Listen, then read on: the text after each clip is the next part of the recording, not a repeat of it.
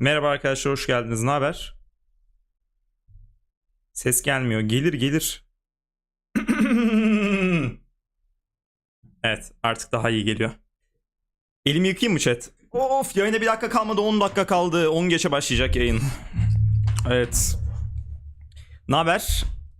Nasılsınız lan? Selam. Merhaba. Cam aç reis. Abi içerisi soğuk zaten ya. Havalar soğudu. İşineyim mi? Yok. O kadar değil. O kadar değil. Arkadaşlar iki tane sohbet olduğu için tabii şu an çok fazla yetişemiyorum. O yüzden daha çok... Neyse şimdi platform adı vermeyelim, banlarlar falan.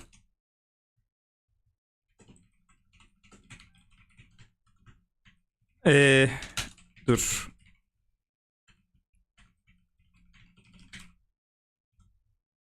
Bu yayın abonelik vesaire hediye etmezseniz çok teşekkür ederim arkadaşlar. Rica ediyorum, etmeyin. Okumayacağım. Yani sonra ağlamayın. Abi ya benim okuma falan. Alma. Okuyamıyorum şu an çünkü iki yerde aynı anda şey yaptığım için. Anladın mı? Almayın abi, yapacak bir şey yok.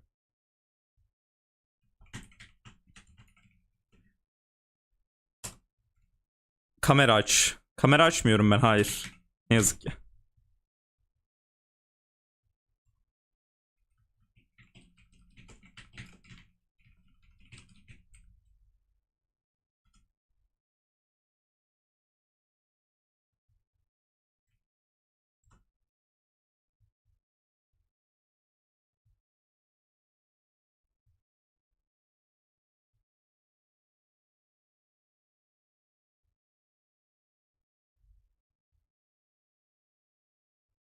Tüh gitti 990 TL'm. Arkadaşlar okumuyoruz, yapacak bir şey yok.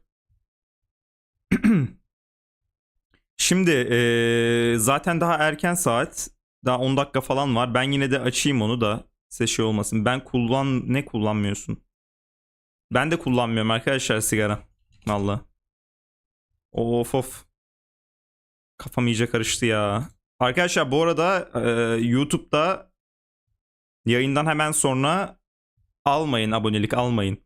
YouTube'da yayından hemen sonra şey olacak, haberiniz olsun. Özet videosu da paylaşacağım, izlersiniz. Yani YouTube'a da abone değilseniz eğer Mor siteden izliyorsanız ünlem YouTube yazarak YouTube kanalıma ulaşabilirsiniz. Video paylaşacağım çünkü hemen sonra. Eğer kırmızı siteden yani YouTube'dan izliyorsanız da adını söyledik ki ne anlamı kaldı. Neyse, kırmızı siteden izliyorsanız da zaten yayından sonra paylaşacağım için yayın özetini abone olup bildirimleri açmanız yeterli olacaktır. Evet.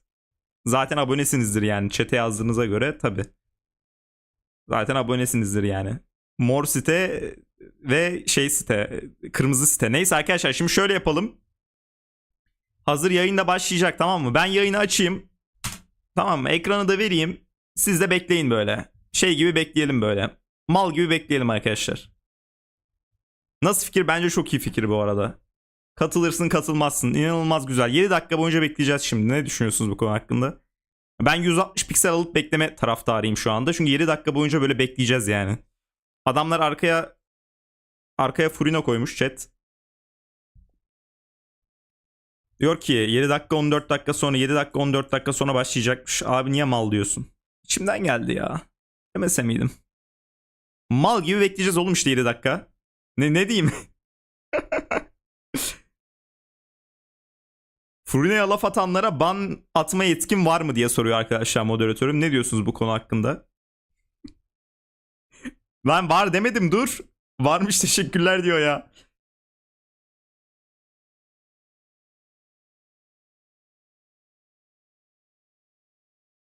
Var mı chat, ne diyorsunuz? Yok abi, öyle bir yetki. Kusura bakma, ben bir kere ben laf ediyorum. En çok ben laf ediyorum yani. Öyle bir şey yok. Arkadaşlar beklerken Genshin oynayalım. YouTube'da izleyenler Genshin ne olduğunu muhtemelen bilmiyordur ama ben her zaman Twitch'te normalde şey yaparım, oynarım yani. Bu arada eğer YouTube'dan izliyorsanız ve Twitch'e gelmiyorsanız yayın için yani. Ben normalde Twitch'te yayın yapıyorum.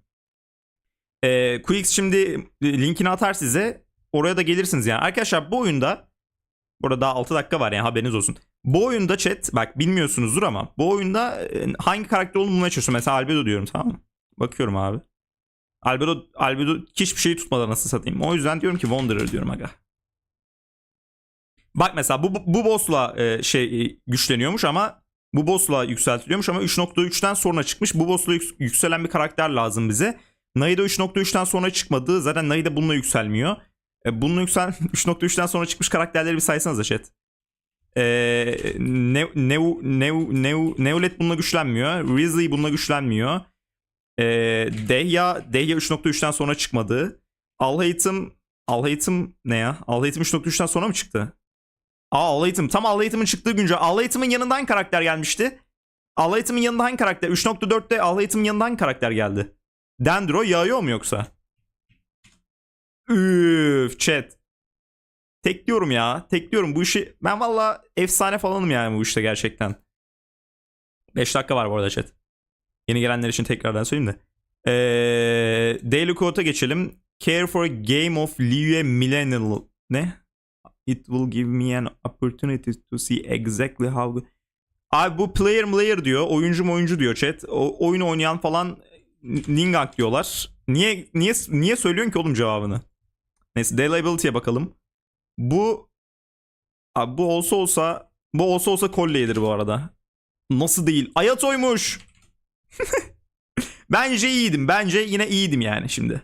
Bence yine iyiydik yani.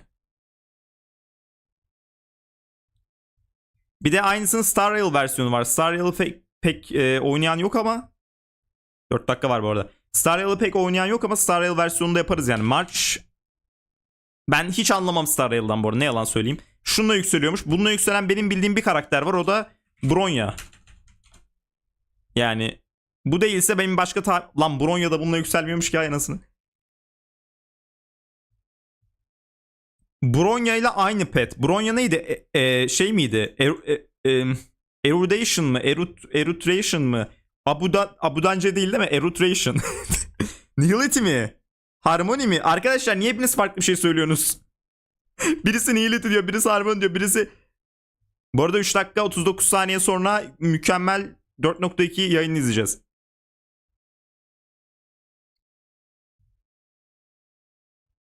Arkadaşlar bakın. Şu lanet şey Nihility ise eğer ben niye bakıyorum ki sanki oyundaki Nihility karakterlerini biliyormuşum. Harmony tam. Harmony karakterleri ne oyundaki? Bronya'ya benzeyen kesin şeydir.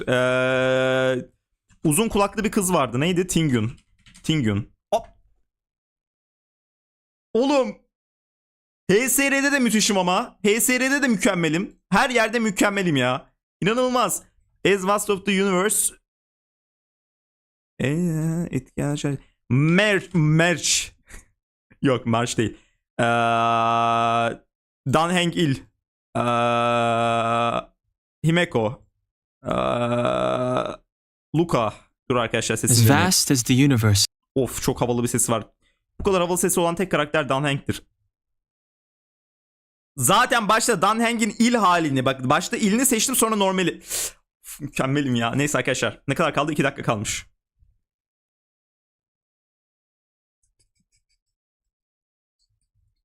İki dakika kaldı chat. Bekleyelim. Millet eski Çin bakanlarından biri ölmüş. Yas ilan edilmiş yine yayın. Oğlum o geçen haftaydı. Arkadaşlar kendi videomda Open English videosu izliyorum. Gelin siz de benimle birlikte reklam izleyin. Open English. Şimdi ben normalde İngilizce konuşabilen bir insanım. Evet abi. Üniversitedeyken de sınıfımda onlarca yabancı öğrenci vardı. Evet Ailem abi. de dedi ki o ne güzel İngilizcen gelişir. Ha, Gelişmedi ki. Sunumlar, dersler falan hepsi bunların %100 İngilizce. Ha. Bunda hiçbir sıkıntı yok. Ama Evet. hoca desen Türk, önümde Hintli var, arkamda Pakistanlı. Aynen. Yanında Suriyeli, diğer yanında Afganistan. Tabii Değil mi? hiç Aynen. kimsenin ana dili İngilizce Hiç kimsenin ana dili İngilizce sen öğrenemedin. dolayı. O Bu adam şey değil miydi ya? Mimar. dönem hangi milletten daha fazla Ağır mimar. insan Bu adam ağır mimar mı? Ben mi yanlış hatırlıyorum? varsa yıl sonu doğru herkes o aksanı Yani Open English mi alalım? başlıyor. Bir günde ben sunumu yaparken kendimi şu şekilde buldum. Evet Hello abi. my dear teachers. Adam Hindistan aksanına kaymış chat. Onun için eğer İngilizce öğreneceksen Open English alın. Ben niye reklam yapıyorum şimdi? Yine Max işte ben ya. Kendimi tutamıyorum reklam yapmadan. Pardon arkadaşlar. Bir de para alsam bu reklamlardan keşke. Lanet olsun adamım. Abi kendi yayınıma girdim. Kendi yayınımda bana reklam izletiyor. Ben zaten para bana gelmiyormuşum. Benim yayınımı izleyen birisi benim yayınımda reklam izlediği zaman parası zaten bana gelmiyor mu? O zaman ben niye kendi yayınımı izlerken reklam izliyorum? Evet. Böyle bir olay döngü içerisine girdim de arkadaşlar, ondan kaynaklı olarak bir şey yapayım dedim ya. 50 saniye kaldı bu arada. Star Realm mı Genshin mi? O nasıl soru abi? Tyner nasıl karakter? Tyner işte. Oklu falan. Yayı var. Abi boyun kaç? 2.26. Ben sığmıyorum ama odaya. Kafam şu an tavana değiyor. 20 saniye kaldı.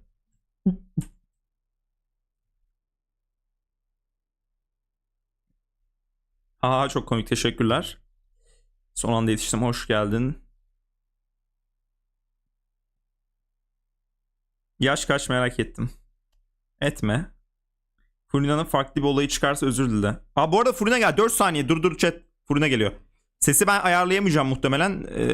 Ayarlarız inşallah. Ben şöyle kendi kullanmak istiyorum. Though it appears that you've managed to win over part of the crowd, some of your testimony doesn't add up.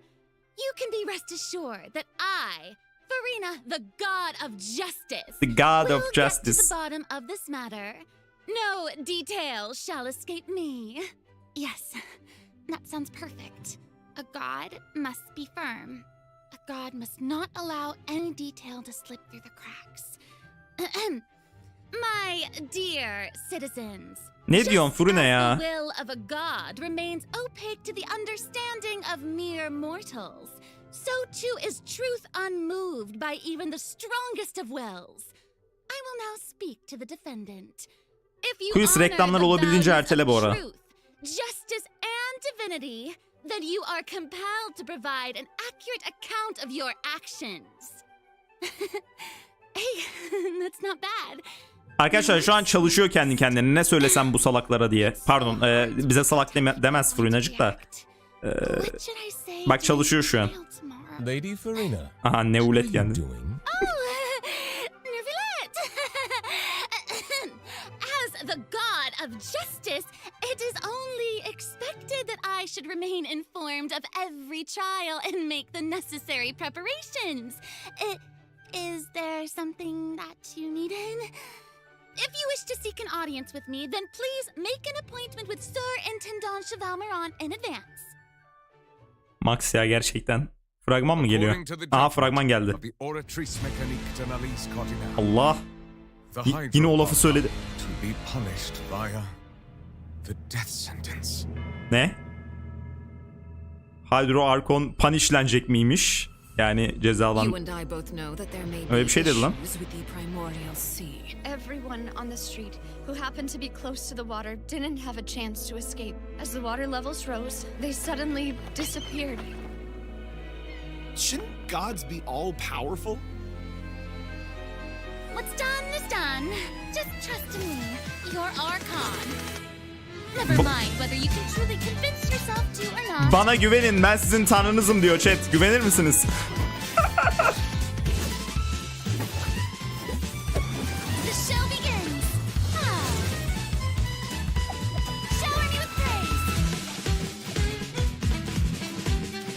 Let my name echo in song. What's the news?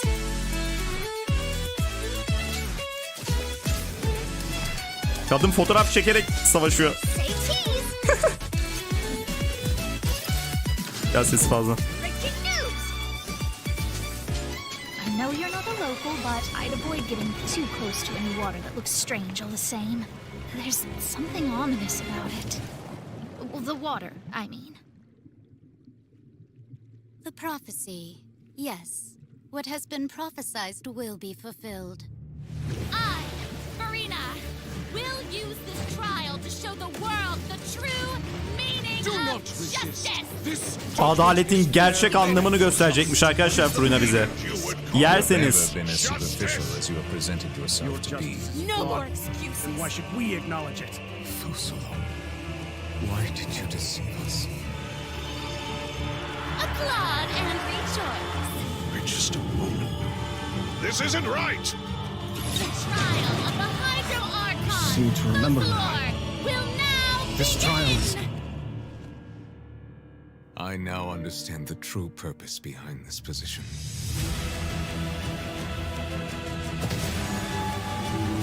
Muhtemelen haftalık boss bu. Devious one, for Salor. Ha, Child mıydı o?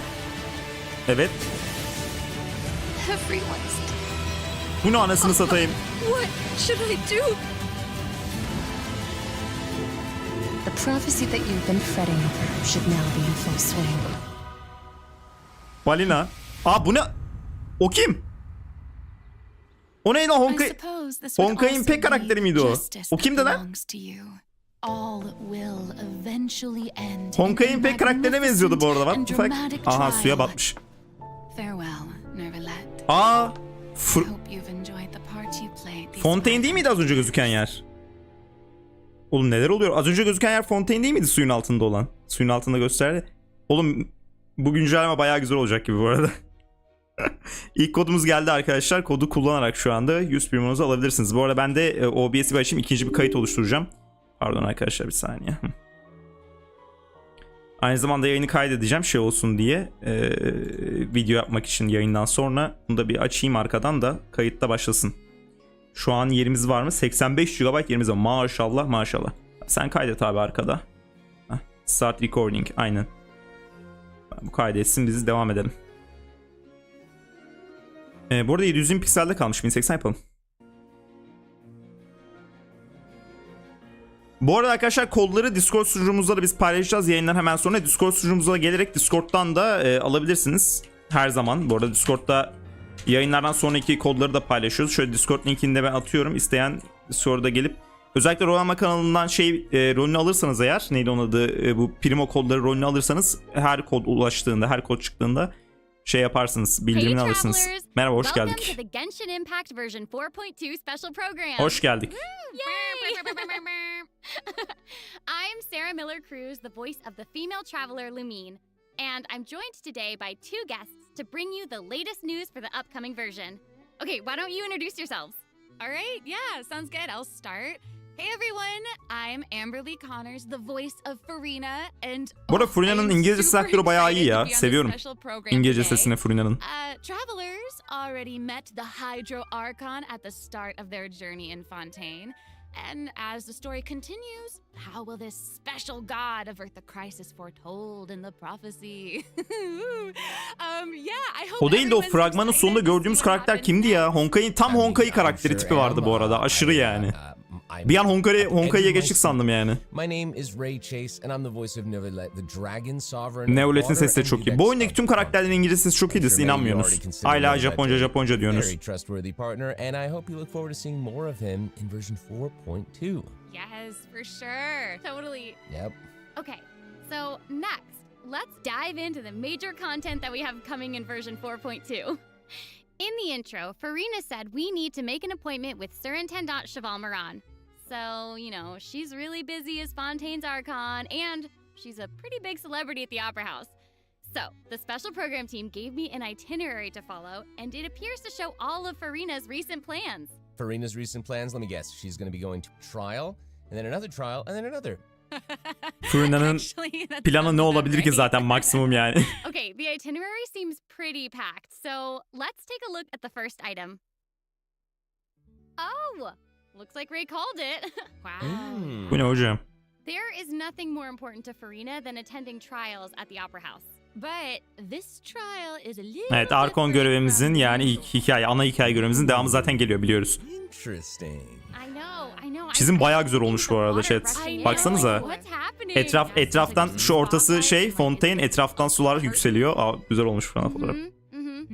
Seems like, you know, maybe also Nouvellette is keeping an eye on things from behind the scenes maybe? Very serious. He's always keeping an eye on stuff and always just a little bit disappointed. Fair. Okay, in version 4.2, travelers will get to experience Act 5 of the Fontaine Archon Quest. Bu arada yayında yaparız arkadaşlar. Kesinlikle yayında yaparız bu arada. Hani bu Archon görevinin haberiniz olsun. Twitch'te. Travelers will gradually unveil new facts behind this crisis and encounter an evil that has been lurking in the swirling depths. Ooh. I know. I know. Swirling depths. Very spoopy. Right. So, you know, the prophecy in Fontaine is on the brink of coming true. And this is possibly the greatest crisis we've faced in our journey through Teyvat. Definitely. In version 4.1, we learned about this precarious situation involving the rising primordial seawater. Abi niye spoiler veriyorsunuz? Ayıp değil mi? 4.1 ile alakalı şey diyorlar da. But still, the water has reached Poisson. Luckily, the crisis was averted by Navia's leadership of the Spina de Rosula. Though, we probably can't dismiss the assistance provided by the Knave either. Whatever her end goal may be, it seems like she sincerely wants to save Fontaine from the prophecy. But there's only so much that we can say.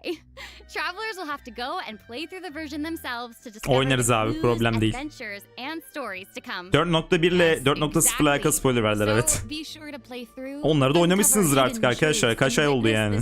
Epic chapter of Fontaine's history for yourself when Act 5 of the Archon quest becomes available.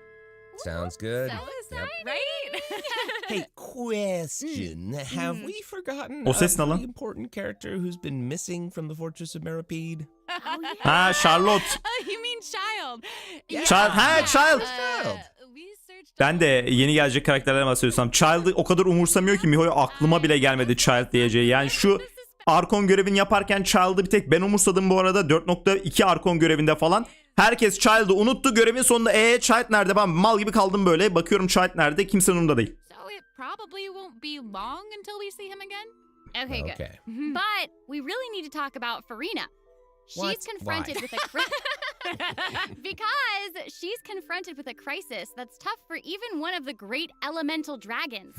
Of course, Fontaine will have the travelers' help, but what choices will our Hydro Archon make in the face of the crisis? Hydro Archon bence hiç karar veremez. Ben onu söyleyeyim sana Lumin'cim. Just like the prophecy itself, all will be revealed at the fated time. But knowing Farina, perhaps she'll have made some preparation. Aynen kankam yapmıştır. Bir hazırlık yapmıştır Farina ablam ya. Kesinlikle. Come on, guys. Max ya. Okay, to bolster everyone's confidence in Farina, let's learn a little more about this one-of-a-kind Archon. Aa, yetenekleri geliyor sanırım. Why are you just Oo, standing güzel. there with your mouth gaping? You must be stunned and at a loss for words. Siyah kıyafet chat. Understandable. It is I, after all. Fontaine's most beloved star, Farina. I'm on a very Bu kadar şaşırmana şaşmamalı diyor. Ben diyor sonuçta diyor Fontaine'in yıldızı Farina'yım diyor. Yes.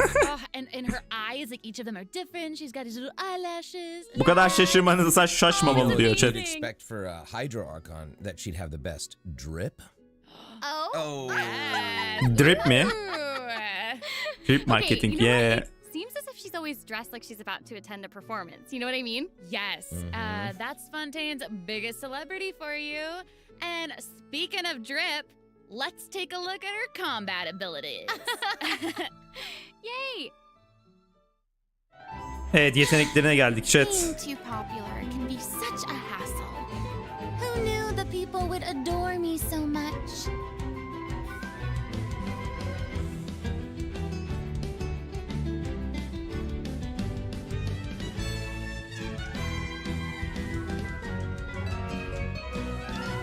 Strike a pose! Bu yeteneği muhtemelen yere bir şeyler çıkartıyor, evet. Ve rengi de değişiyor bu arada. Adamın, kadının rengi değişiyor. Bir beyaz oluyor, bir siyah oluyor. Cool. Oh my gosh. Oh my gosh. I like the way she kind of like bows. Very dramatic. Yes! Very much. It's like all of her moves are part of a performance. Yes. Totally. Also, look at her elemental burst. Her presence really fills the stage. Everyone else is just an extra. Wait, so the creatures that Farina summons, they look a lot like the Fontamer Aberrants. Animasyonlar aşırı. Olsun bir zahmet. Arkon yani. Sonuçta. Yeteneğiyle sanırım yere şey çıkartıyor. Bu sudaki şeylerden çıkartıyor, yaratıklardan. The octopus is even wearing a hat. What a distinguished little gentleman. Correction. Ahtapot bile şapka takıyor. Nasıl bir centilmenlik bu diyor arkadaşlar Farina. Pardon, To Lumin. my knowledge, these creatures are Farina's, quote, honored guests. They even help manage her daily affairs. Yes, exactly. So, Farina often invites guests to her tea party, which is known as the Salon Solitaire. And those creatures are actually special guests of the Salon Solitaire. Aww. And she even gave each member a name. Oh my gosh. Hepsinin adı da varmış So, arkadaşlar. you've got the maid, Mademoiselle Crabaletta. Mademoiselle Crabaletta mı? The crab. The one that's a crab, I assume. Absolutely. Okay. Yes. And Oğlum, then you've got isimlere the bak. housekeeper, Sir Intendant Chevalmeron. İsme bak oğlum, ben bunu nasıl okuyayım? Sir Intenchantremelam. The conferencier, Gentilhomme Usher. Oha. And that last one is a stickler for propriety. Chat, ben bu isimleri okuyamam bu arada. So when Farina said to make an appointment with Surintendant Chevalmeron, this is who she was referring to? Yes. Oh my god. Wow. I didn't know it was so cute. Exactly. Farina even makes him spew bubbles in her idol animation. Oh my gosh, that's adorable. Okay, I'm sure everyone is just itching to know more about the skills shown in that clip. So, Amber, why don't you take it away? Tell us everything. Yes, Hadi anlat you kardeşim got it. yeteneklerini ya. Yay.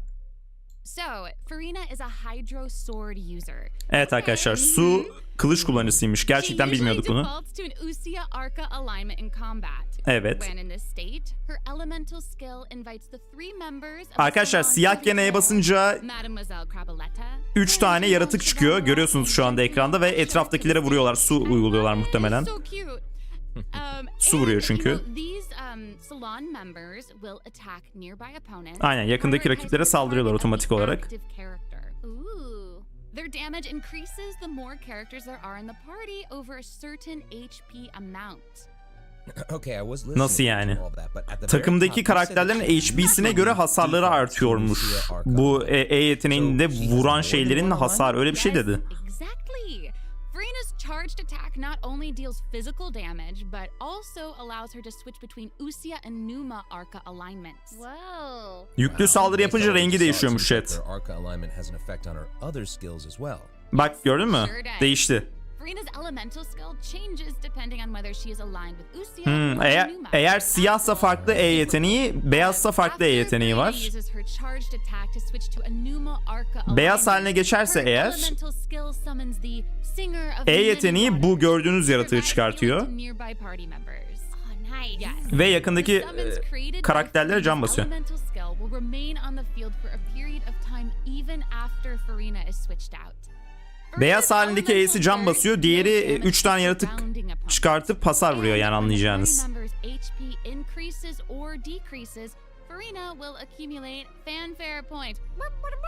Takım arkadaşlarının canı artarsa veya azalırsa Farina bazı güçlendirmeler kazanıyormuş. Hasarı artıyormuş ve etrafındaki sizin takım arkadaşlarınızın can kazanma şeyini arttırıyormuş. Yani daha fazla can kazanmasını sağlıyor yani. Can yenilemesi. That healing skill might come in handy. Yeah, for real.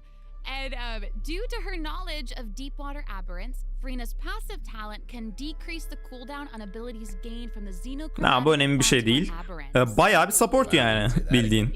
Bu DPS olarak oynanmaz herhalde. Takım yıldızları daha da DPS haline getirir muhtemelen. Ama şimdiki yeteneklerine göre yani hem takımına can basıyor, hem rakiplere su uygulayabilen yetenekleri var, hem can basabilen yetenekleri var. Bakalım.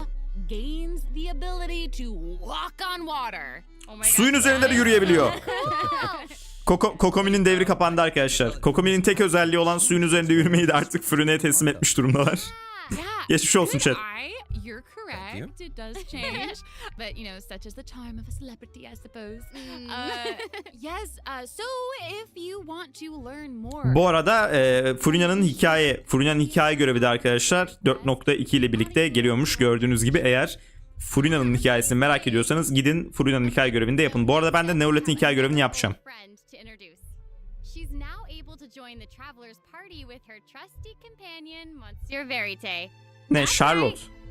It's Charlotte! Oley! Alkış Charlotte. We've known Charlotte for a while now. The Traveler met her during the Summoner Summit event, which took them on an adventure all over Teyvat. Yes, that's right.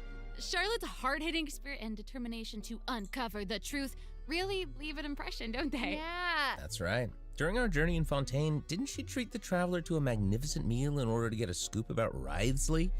Though she didn't end up getting the interview that she wanted in the end, huh? But I don't think that will deter her. She'll always be in search of the truth.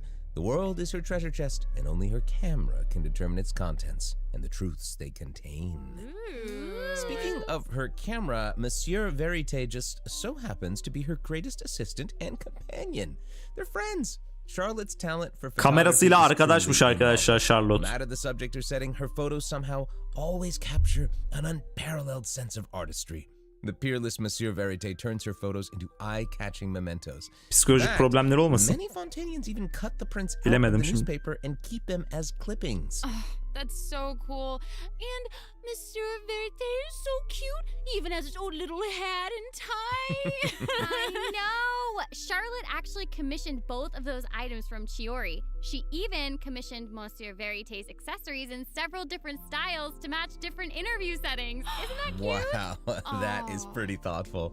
I suppose that just shows how much Charlotte cherishes her own Monsieur Verite. Yes, it really does. Okay, let's go ahead and take a look at Charlotte's character showcase, shall we? Ooh, let's do it. If you keep your eyes peeled and your mind engaged, you'll find there's always a new story nearby just waiting to be discovered. Evet, şimdi Charlotte'un yeteneklerine. Adam valla fotoğraf çekerek saldırıyor ya. İnanılmaz bir teknoloji. Bildiğin fotoğraf çekerek saldırıyor yani. Ben çok fazla diyecek bir şey yok arkadaşlar. Bildiğin. Bu E yeteneği mi? Nahida gibi. Breaking news. Burada haber var, koş. Adam ultisini... Neyse. Really like moving around. Yes! Honestly, it's just what you'd expect of a reporter for the Fatih'cim inanılmaz bir şey. Her combat skills involve taking photos. Isn't that cool? Yeah, and then like, what a lively character. Her combat moves, like I was saying, she's moving around. They're super dynamic. It seems like she's always on the move. Who's on the march? Exactly. Charlotte is an expert at applying the skills and talents that she's developed as a reporter to other areas of her life. Evet. And that includes combat. Evet. With her trusty companion, Monsieur Verite, she captures enemies from all angles, unleashing attacks while Peki. discovering and exposing. Elindeki kamerayla birlikte arkadaşlar rakiplerinin tüm açılardan fotoğraflarını çekiyormuş, yani saldırıyor. Ulan. Who knew cameras could do that though? I didn't know you could use them as a weapon. The more you know, I guess. Okay, here's some cool stuff. Charlotte's elemental skill applies snappy silhouette to opponents caught within the viewfinder of her camera. During this effect's duration, marked opponents will intermittently take damage. Holding Charlotte's elemental skill strengthens these effects and applies focused impression to opponents instead. Now her elemental burst E yeteneği rakipleri işaretliyorsunuz, bir şeyler oluyor. Ultisi de şu an gördüğünüz gibi ultiyi attığınız yerde Monsieur Verite, he's also going to join in and intermittently attack. ultiyi attığınız yerde etrafta kameralar çıkıp rakibe buz vuruyor arkadaşlar. Charlotte is an expert at adapting her methods to match the needs of her target. When paired with Fontaine characters, Charlotte receives a healing bonus. When paired with non-Fontaine characters, she receives a cryo damage bonus. Fontaine karakterleriyle birlikte konulursa can alma bonusu artıyormuş. Eğer Fontaine karakteri olmayan karakterlerle birlikte konulursa da cryo demiş, yani buz hasar bonusu kazanıyormuş. When Charlotte activates the zoom lens, it will trigger her passive talent called First Person Shutter. Oh my gosh, that's When you amazing. hold her elemental skill, the gadget will cause you to enter photo mode instead. Arkadaşlar fotoğraf çekebiliyormuşuz aynı zamanda Furina ile birlikte, gördüğünüz gibi. Normalde bildiğiniz gibi karakterin gözünden fotoğraf çekemiyorduk ama eğer Furina diyorum, pardon, Charlotte. Eğer takımımızda Charlotte varsa arkadaşlar E yeteneğine E yeteneği değil ya, bir şey yaparak işte kamera moduna geçiyorsunuz ve fotoğraf çekebiliyorsunuz. Ve bannerlar geldi. Ne olmuş? Event Wish banner. Bir sus be kardeşim daha. Allah Allah. İlk banner'da arkadaşlar Baizu ve Furina Charlotte'la birlikte geliyor. Mükemmel banner bu arada. Mükemmel banner dedim ya, ben Furina alacağım. Baizu'ya da belki atarız, bilmiyorum. Ama silah banner'ı leş gibi oldu. Şimdi fark ettim. Baizu'nun silahıyla Furina silahı aynı anda olacak. Artık Furina'nın silahını alacaklara kolay gelsin. Evet, Furina'nın silahı da bu arada. İkinci kısma bakalım. Belki ikinci kısmı silahları güzel olur. Sino ve Ayato maşallah. Maşallah. Tamam, buranın banner'ı en azından silah banner'ı buranın güzel. Ayato'nun silahını Furina'ya verseniz nasıl olur bilmiyorum yani. Sonuçta kritik veriyor falan bir şey bilmiyorum. Ama albedo yine yok. Albedo yine yok yani gerçekten. Bu da yeni haftalık boss'umuz arkadaşlar. Maşallah. Bildiğim balina yani. Şuna bak. Bu ne oğlum?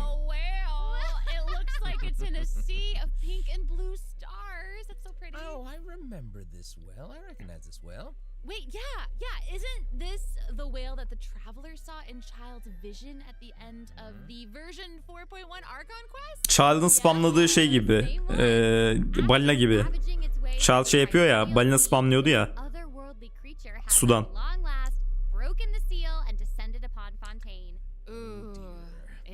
It's real big. It feels like it might even burst straight through the screen. Oh, I hope not. I get this feeling that this isn't the type of opponent that we can just brute force our way through, you know? Exactly. In the first phase, it will use its gigantic size to target the traveler with massive AoE attacks from all directions. Seste bir problem yok değil mi şu an? Definitely your friend with this one. Oh boy. Okay. So there also seems to be sort of a progress bar next to the boss's HP. Bir sorun var gibi görüyorum da ben neyse. Neymiş? Ne oluyormuş? Since we can't outfight it, we'll have to outsmart it instead. The creature just freed itself from captivity and is brimming with anger. So if you can find a way to capitalize on that anger, perhaps you'll also find its weaknesses. Oh, okay. Wait. Is somebody being eaten? Bu ne oğlum? Is it even possible to survive Yedi lan. something like that? I guess here it is. Bildiğin içine girdik anasını satayım. Bu ne? This is an entirely different space it looks like. And Haftalık boss'a bak, içine giriyoruz, içinde savaşmaya devam ediyoruz. Oh, the summon creatures also look vaguely familiar to me. I wonder what the deal is with all of this. Perhaps defeating this mysterious enemy within this space will be the key to defeating the whale? Travelers will need to experiment for themselves. Ooh, yeah. All truths will be revealed in version 4.2. Well said. Oh man, this boss. İçindeki şey bunlar herhalde. Bilmiyorum ki bu yaratıklar. Bu yaratıklar da yeni. Ben şeyi sandım, Fatüillerden sandım.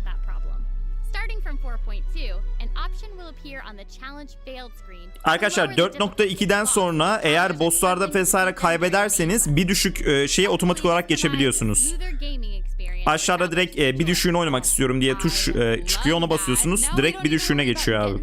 Çok gerek yok bizim için ama eğer oyuna yeni başladıysanız sizin için en azından hızlanma şeyi yani. Yüksekten başlayıp aşağı ine denersiniz artık.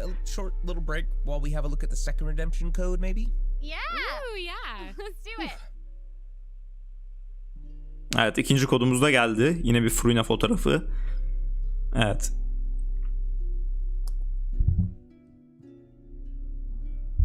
Sesim normal geliyor değil mi? Eminsiniz. Ben çok ilginç şeyler görüyorum sağ taraftaki ses menüsünde de o yüzden.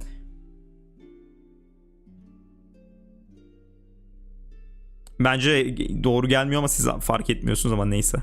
Hadi size inanayım yani. İkinci kodumuz arkadaşlar. Birinci kodda yine biz bunları Discord'da paylaşıyoruz bu arada. Tekrardan söyleyeyim yani bu kodları şimdi almak istemiyorsanız eğer direkt olarak ünlem Discord, eğer Twitch'teyseniz ünlem Discord ya da yukarıda sabitlenmiş bir şekilde zaten Discord linkiniz var. Discord'a gelip Primo kodları kısmından alabilirsiniz. Yayından hemen sonra ben kodları oraya atacağım zaten.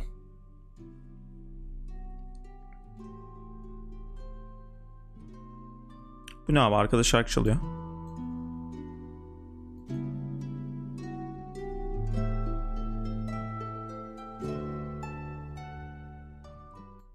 Hello travelers, welcome back to the version 4.2 special program. Geri geldik hocam. Hello. Yay! So, we've introduced new characters, new plot lines, and a new boss. But I hope you're still eager for new content, travelers, because there's still more to come. Let's take a look at what other information we can learn from Furina's itinerary. Evet, bakalım başka neler geliyormuş. Okay, aside from investigating crises, it seems like our Hydro Archon also goes on occasional excursions throughout Fontaine. Who knew she did all this work behind the Evet, scenes? yeni bölge arkadaşlar burası direkt olarak. Well, you know, maybe she got out of Gördüğünüz yer zaten şu anda. Farina and excuses. Typical.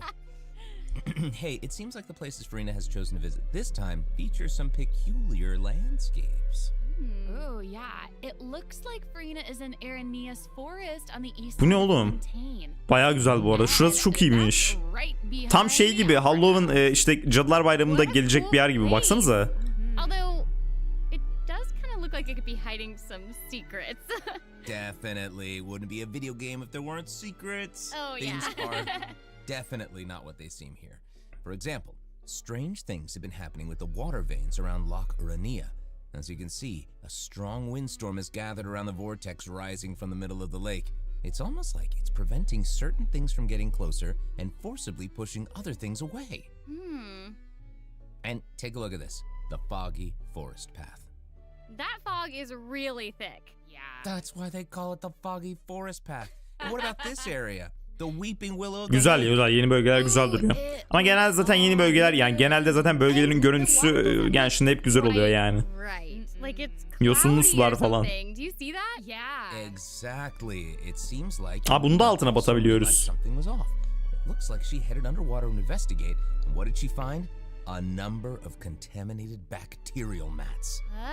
Bakteri mi? Speaking of, there are always new things to discover beneath Fontaine's waters.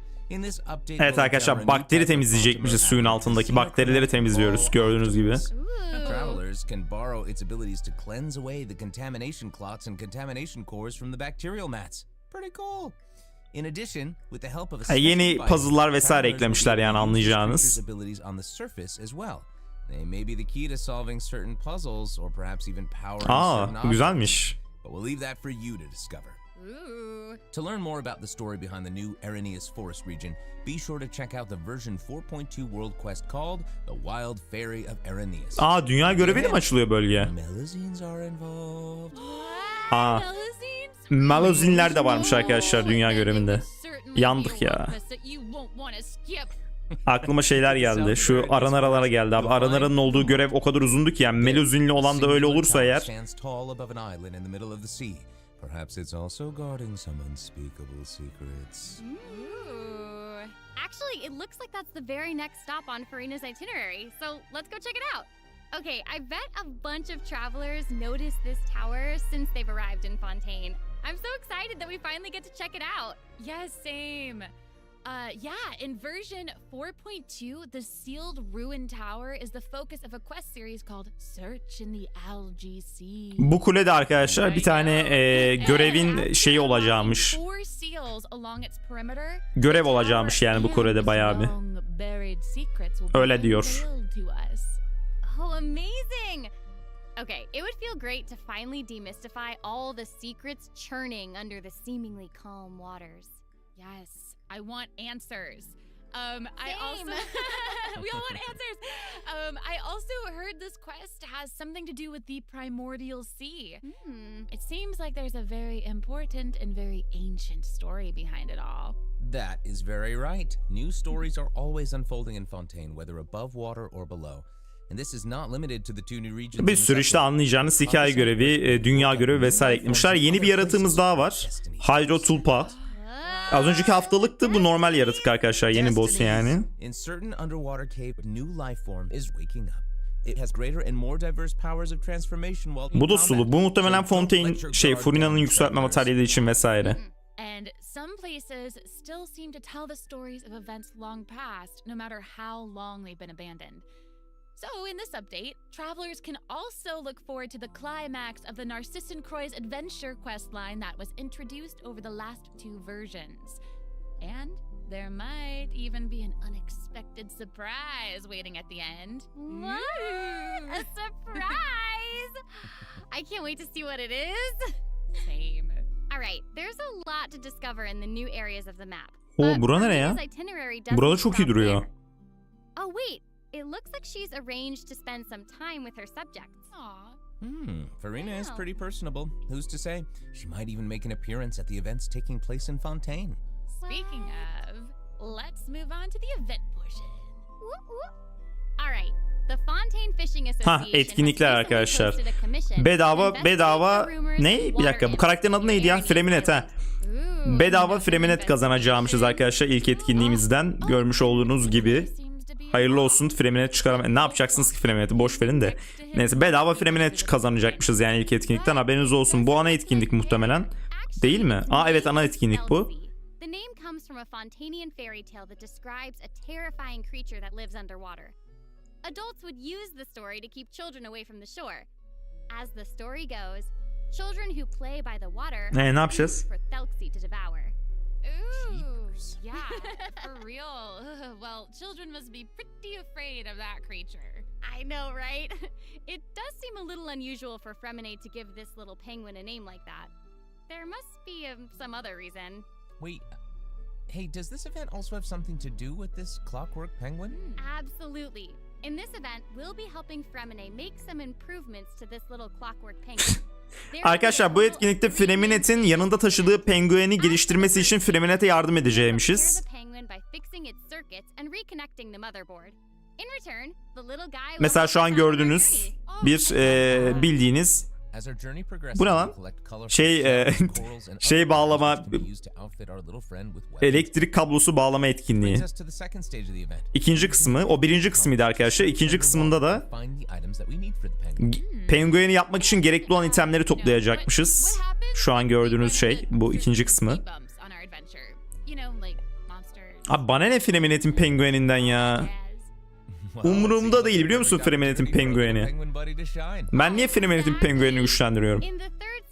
Neyse, üçüncü kısmına da yapmış olduğumuz penguen bize düşmanları kesmekte yardımcı olacakmış. Aynı zamanda etkinlikte de bedava deneyebileceğimiz karakterler de var gördüğünüz gibi. Mesela burada Nahida ve Nilo koymuşlar. Bunlar deneme karakterleri. Ama siz Mihoyo'nun yaptığı gibi Nilo'nun takımına elektrik karakteri koymayın arkadaşlar. Mihoyo oynamayı bilmiyor çünkü.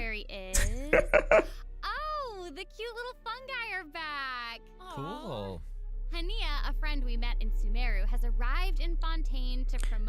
Evet, ikinci etkinliğimizde yine Fungi etkinliği. Hatırlıyor musunuz bu yaratıkları? 3 nokta bilmem nelerde bayağı bir oynamıştık bunlarla. Pokemon. Yine bunlarla alakalı ikinci bir etkinliğimiz daha var. İkinci etkinliğimiz bu yani.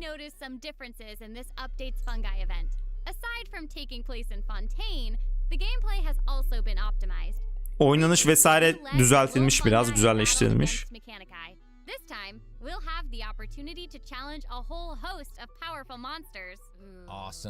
Yaratıklarla savaşıyoruz, okey. Gördüğünüz gibi bu etkinlik zaten daha önce de gelmişti, hatırlıyorsunuzdur. Biraz daha oynanışı geliştirilmiş, öyle söylüyorlar.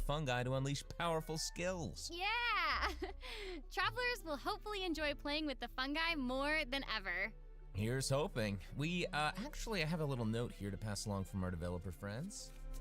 It's the note someone folding. Well, they hope to make the little fungi and some other events permanent so travelers can play at any time.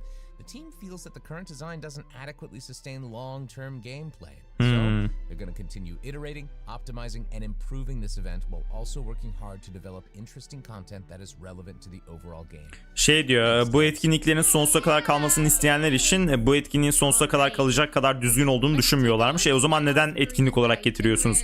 Sonsuza kadar kalacak kadar düzgün değilse etkinlik olarak da getirme abi. Allah Allah. Kısaca getirmeyeceklermiş sonsuza kadar, yani yine etkinlik olarak geliyormuş. Bu da üçüncü etkinliğimiz. Bundan herhalde fotoğraf çekeceğiz çünkü kameralar falan var etrafta. Charlotte'la alakalı herhalde, bilmiyorum. Charlotte'la kamera falan. A researcher obsessed with graph adversarial technology has made great contributions to the study of counter-criminal image recognition. She believes that her research can help her achieve great success. But her scholarly responsibilities make it difficult for her to collect the field samples that she needs. I'm guessing this is where the traveler comes in. Okay, you're not wrong. But Pauline's request is actually pretty reasonable. To receive rewards, simply submit photographs of 5 different sample types that match the characteristic that's given on each day. Tamam, yani fotoğraf çekeceğiz anlayacağınız. Ha, bu renkli şeyler. Bundan bir tane daha gelmişti.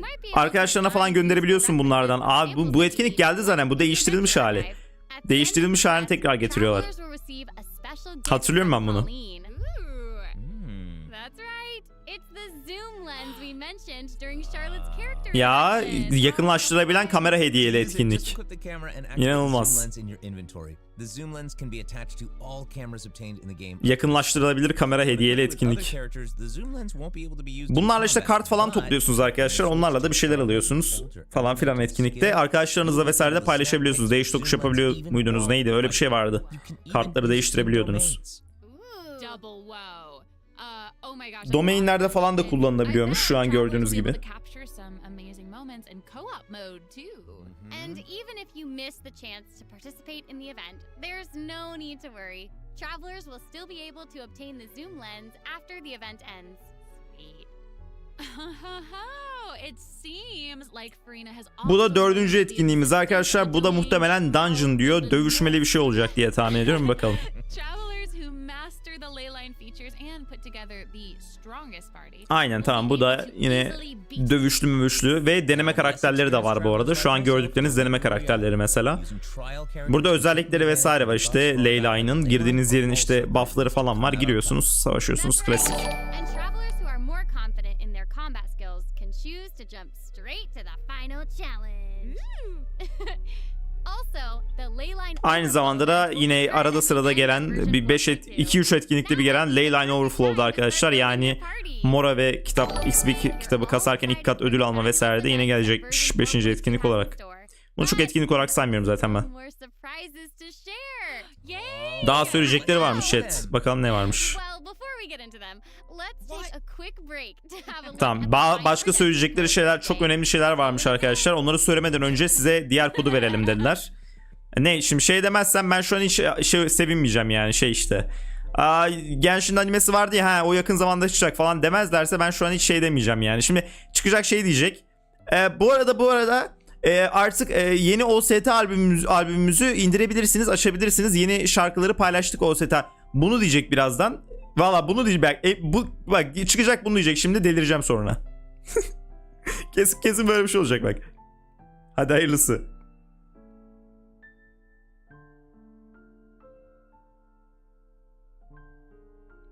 Bu da 3. kodumuz bu arada arkadaşlar. Dediğim gibi kodları Discord'da yukarıda sabitlenmiş linkten Discord sunucuma gelebilirsiniz. Discord'da paylaşacağım yayınlar hemen sonra. Oradan direkt kopyalayıp şey yapabilirsiniz. 12 saatlik bir kullanma süreleri var.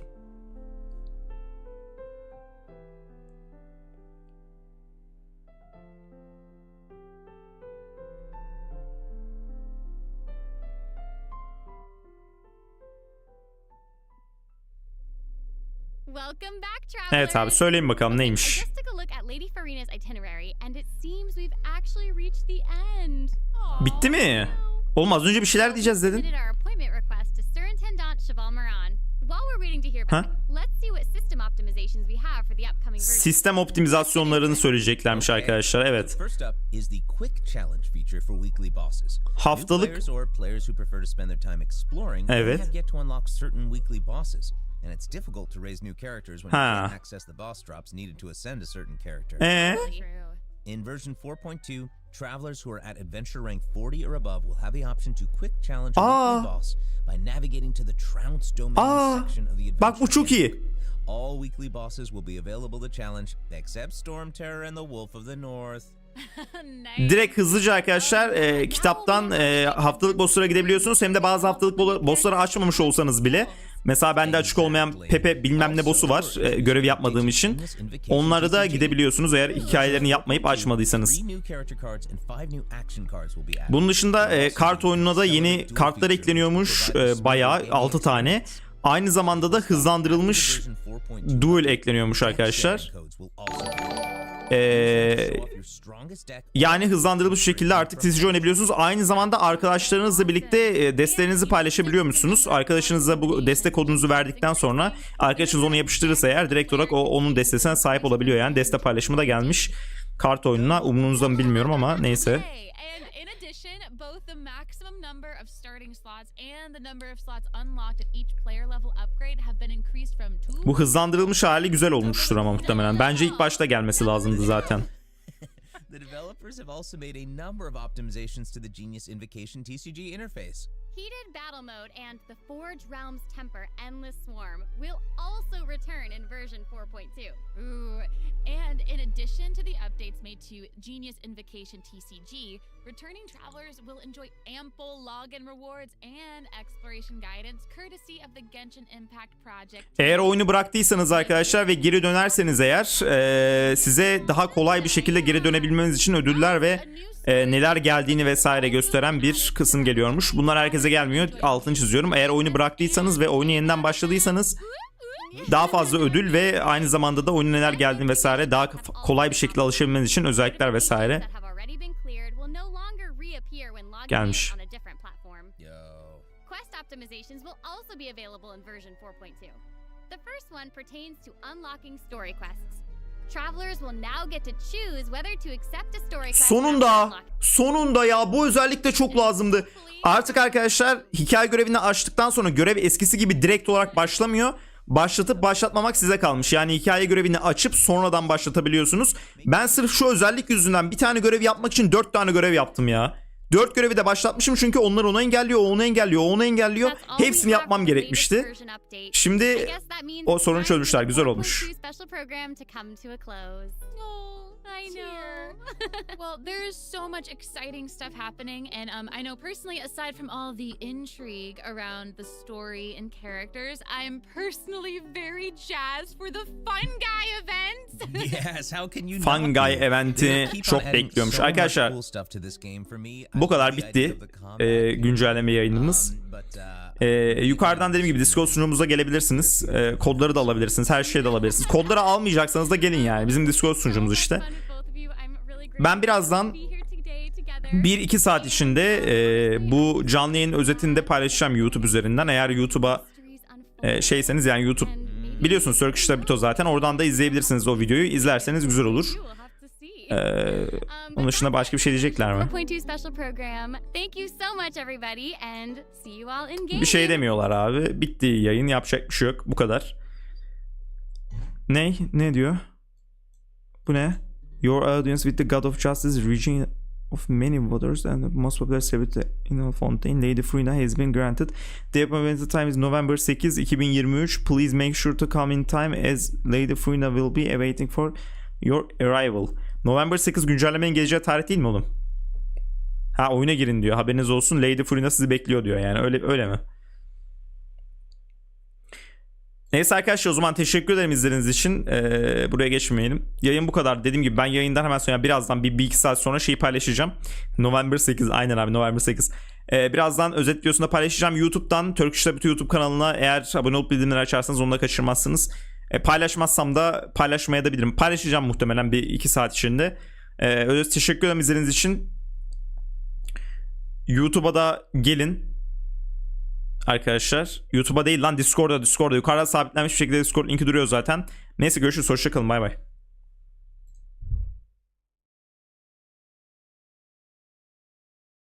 Kodları Discord'da paylaşacağım. Kodlar diyen arkadaş Discord'a gelebilirsin abi.